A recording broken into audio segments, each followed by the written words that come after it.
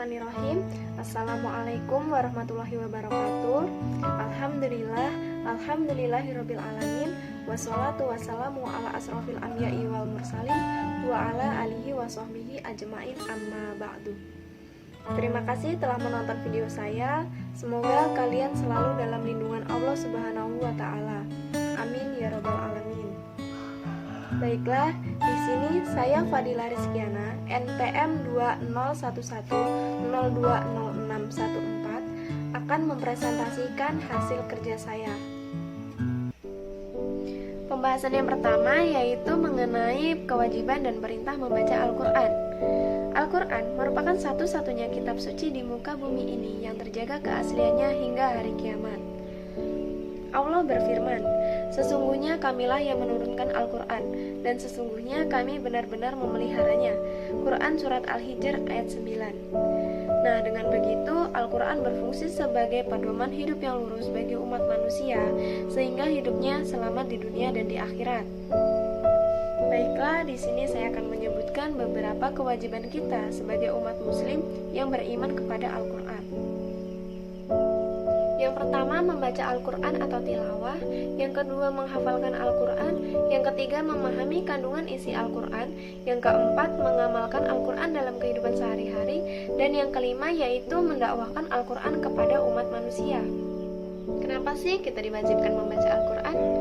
Al-Quran merupakan pedoman bagi hidup kita, sehingga ketika kita membaca Al-Quran, kita akan mendapatkan pahala. Di dalam hadis disebutkan, Abdullah bin Mas'ud radhiyallahu anhu berkata, Rasulullah shallallahu alaihi wasallam bersabda, siapa yang membaca satu huruf dari Al-Quran, maka baginya satu kebaikan dari bacaan tersebut.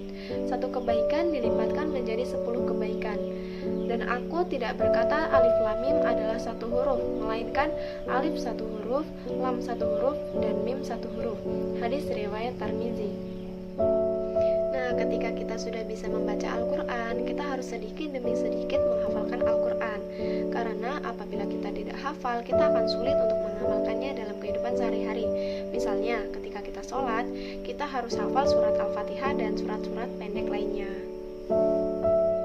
Pembahasan yang kedua yaitu mengenai pengertian ilmu tajwid dan pentingnya mempelajari ilmu tajwid. Apa sih ilmu tajwid itu?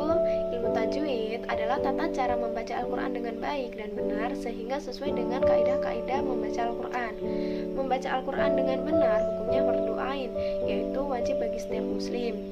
Nah, macam-macam hukum tajwid contohnya seperti idhar, ikhfa, idgham bila guna, idgham bi guna, dan iqlab.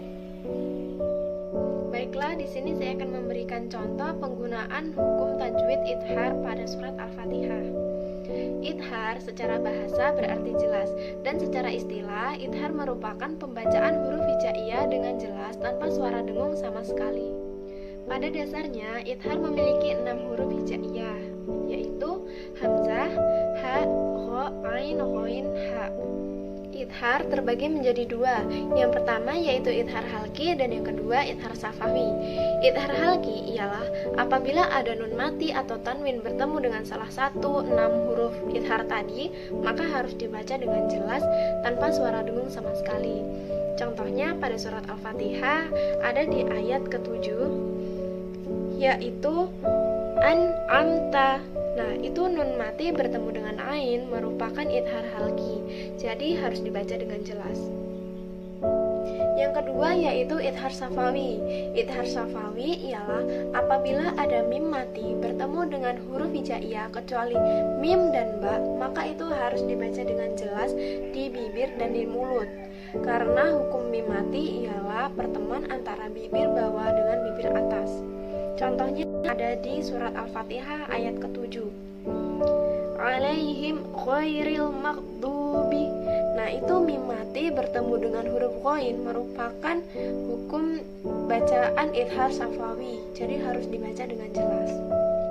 Sekian presentasi dari saya. Terima kasih telah menyaksikan. Apabila ada kesalahan, saya mohon maaf dan semoga penyampaian saya kali ini bermanfaat bagi kita semua. Saya akhiri. Wassalamualaikum warahmatullahi wabarakatuh.